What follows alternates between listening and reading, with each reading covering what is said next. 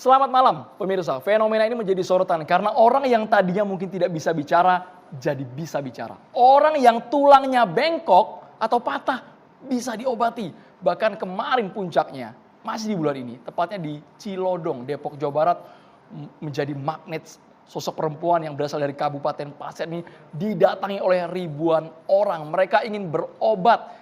Karena apa mereka ingin ke sana? Apakah memang terbukti paten manjur berobat dengan sosok yang satu ini? Nah itu dia, kemudian ribuan orang berkumpul untuk dapat mendapatkan pilihan pengobatan di luar medis begitu ya. Oleh Ida Dayak yang kita kenal bersama melalui yang viral di media sosial, hanya dengan mengoleskan sebuah minyak saja tangan yang bengkok pun bisa menjadi lurus. Tapi bagaimana kalau kita melihat hal ini dari kacamata medis dan juga nanti kita minta respon dari pihak pemerintah mengenai hal ini. Sejatinya pemirsa, kami mengundang Ibu Ida Dayak untuk kemudian bergabung berdiskusi bersama kami di Catatan Demokrasi. Tapi sayang sekali sore hari tadi memberikan pernyataan bahwa usai memberikan pengobatan 200 hingga 300 orang sehari loh ya. Dalam satu hari ini kemudian mengalami kelelahan, sehingga kita simak bersama. Ini dia pernyataan dari Ida Dayak berikut ini.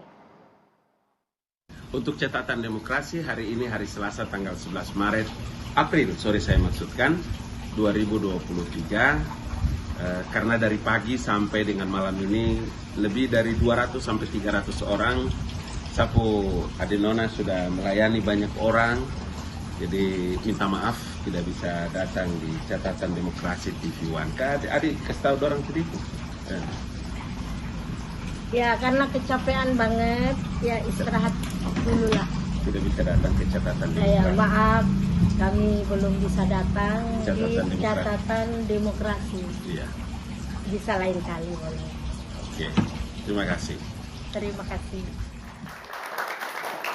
Tidak main-main, tidak kaleng-kaleng, karena ternyata yang berobat dengan Ida Dayak ini bukan hanya orang biasa, orang yang secara ekonomi mohon maaf menengah ke bawah, tapi banyak juga ada mantan kepala BIN, ada mantan Panglima TNI, sama Guru Soekarno Putra juga pernah diobati langsung oleh Ida Dayak. Ya, tanpa berlama-lama langsung saja kita bahas hal ini di meja Catatan Demokrasi. Tapi sebelumnya kita minta tepuk tangan dulu dari mahasiswa Universitas Bakri.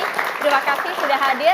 Nanti kami juga mohon kepada mahasiswa-mahasiswi juga dari Universitas Bakri untuk bisa bergabung berdialog bersama kami. Langsung saja kami perkenalkan narasumber kami sudah hadir di meja Catatan Demokrasi. Pemirsa, ada Bang Deddy Sitorus, politisi PDI Perjuangan. Selamat malam Bang. Assalamualaikum. Selamat malam. Ada juga Bang Rudi Kamri di pegiat media sosial. Selamat malam Bang. Selamat malam, terima kasih. Kami juga menghadirkan ada Bang Ali Mukhtar Ngabalin, bisa langsung bergabung bersama kami. Bang Ali Mukhtar Ngabalin. Bang Ali, terima kasih banyak. Tadi dari pakaian masih berinteraksi langsung dengan Ida Dayak. Nampaknya sama nih pakaiannya tadi dari Depok nih Bang.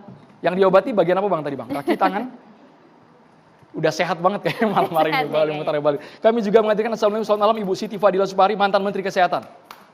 Assalamualaikum Bu Siti. Assalamualaikum. Ada siapa lagi Maria di sisi kiri Maria? Ini dia, kita perkenalkan juga ada Prof. Musni Umar selaku sosiolog. Selamat malam Prof. Assalamualaikum. Dan juga sudah hadir di ujung sana yang cantik jelita, ada Dr. Eva Caniago, Ketua Umum Dokter Indonesia Bersatu. Selamat malam Dr. Eva. Selamat malam. Selamat malam Dr. Eva, jika berkenan maskernya boleh sambil dilepas Dr. Eva. Kalau berkenan ya Dr. Eva, tapi kalau memang lagi flu kami persilakan Dr. Eva untuk tetap menggunakan masker. Tapi kita akan menyoroti fenomena Ida Dayak ini. Awalnya ramai di media sosial, tiba-tiba dipanggil oleh Kostrad untuk mengobati ribuan orang. Dr. Eva percaya nggak?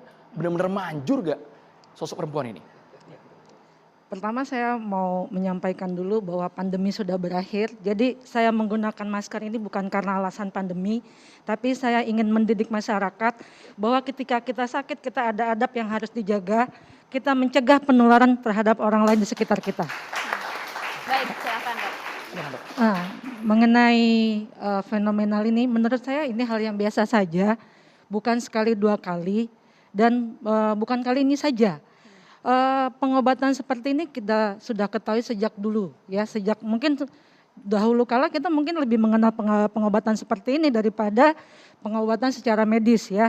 Dan ini hal yang biasa dan menjadi tidak biasa karena dibuat viral, menjadi fenomena ketika dibuat viral dan lebih-lebih lagi ketika seakan-akan dipromosi oleh tokoh-tokoh publik. Bahkan kalau tadi saya mendengar TNI ya, itu artinya atas nama negara ya. Jadi dipromosi atas nama negara juga. Dan kalau di Indonesia ini sudah menjadi budaya, hal yang tidak biasa diviralkan dan itu jadi luar biasa gitu. Padahal kita tahu hal-hal seperti ini sudah biasa dan akhirnya lama-lama orang juga lupa gitu ya. Nah, apakah saya percaya atau tidak? Sebagai seorang dokter yang kita terbiasa harus mengerjakan sesuatu itu berdasarkan ilmu, berdasarkan data, bukan berdasarkan kata-kata ya. Jadi saya dididik untuk seperti itu karena apa? Saya ini ditugaskan negara untuk melayani masyarakat Indonesia dengan pelayanan yang terbaik, yang dijamin sesuai standar keilmuan, yang dijamin secara seluruh internasional ya, ada standar yang kami kerjakan dan kami dijamin oleh negara.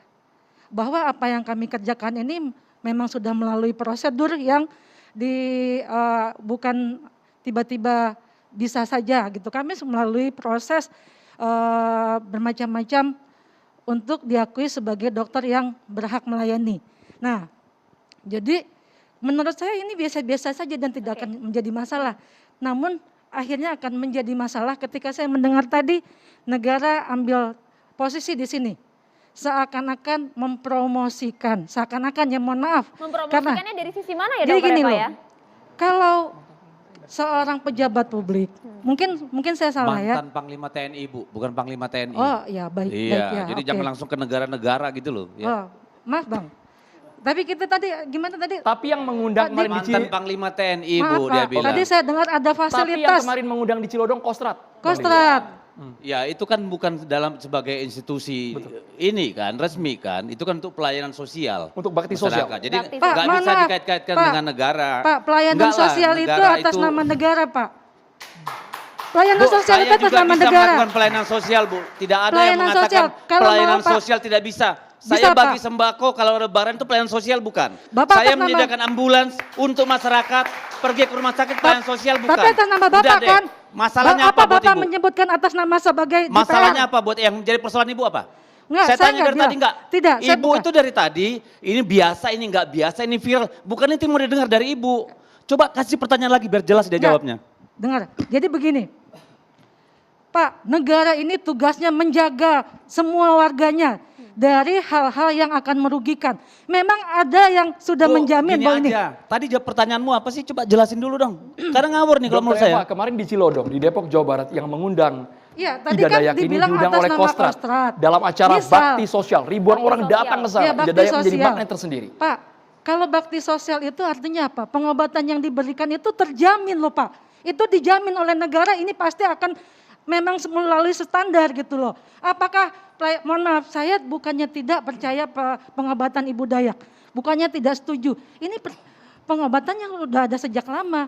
Menurut saya ini maaf, bebas-bebas Dr. Eva. saja siapapun untuk Dokter Eva, melakukan mohon maaf. pengobatan ini. Sebetulnya kalau Kostrat mengundang ya, itu bukan berarti dia mewakili institusi keseluruhan dari TNI atau bahkan negara gitu loh. Pak, Jadi Pak. artinya jangan membesarkan, mengglorifikasi acara ini seolah-olah negara ikut campur. Pak, beda Pak. Kalau Tidak, Kostrat, tidak ada masalah. Iya, Jadi bukan masalah. negara Pak, sama sekali tidak Kostrat terlibat itu dalam hal lembaga ini. di bawah siapa Pak?